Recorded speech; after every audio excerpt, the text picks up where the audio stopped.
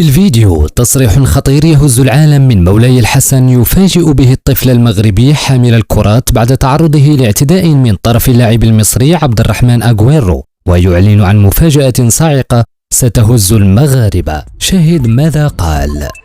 ولكن إذا كنت تتفق بأن اللاعب المصري عبد الرحمن أغويرو يستحق أقصى عقاب، فاضغط على إعجاب للفيديو وعطر فمك بالصلاة على رسولنا الكريم. بعد اعتداء اللاعب المصري عبد الرحمن أغويرو على الطفل المغربي حامل الكرات خارج الملعب، الأمر الذي هز العالم وأثار الجدل في المغرب، وطالب الشعب المغربي بإنصاف هذا الطفل المغربي واستعادة حقه.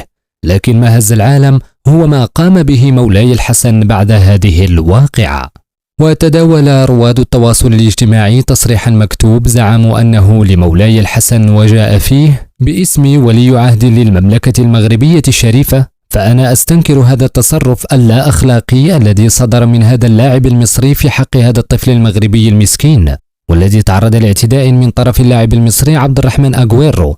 فهذا اللاعب يستحق أقصى عقوبة، وجميعنا شاهدنا كيف تعرض هذا الطفل المسكين للكمة على بطنه بطريقة همجية، ولهذا فأنا لن أسمح بأن يضيع حق هذا الطفل المغربي، وسأسهر شخصيا على هذه القضية حتى أستعيد حق ابن المغرب. فهذا الطفل لم يقم بأي عمل خاطئ سوى أنه كان يؤدي عمله، فكيف لهذا اللاعب المصري أن يعتدي عليه بهذه الطريقة الوحشية بدون أي سبب؟ فإذا كنت تريد التعبير عن غضبك بخسارة منتخب بلادك، فيمكنك الذهاب لبلدك والتعبير عن غضبك كما تشاء، ولكن أن تتصرف بهذه الطريقة فقد تجاوزت كل الخطوط الحمراء، ويجب أن تنال أقصى العقاب. ثم انصرف مولاي الحسن وهو غاضب. وفي النهاية إذا كنت تتفق مع كلام مولاي الحسن فاضغط على إعجاب للفيديو وعطر فمك بالصلاة على رسولنا الكريم.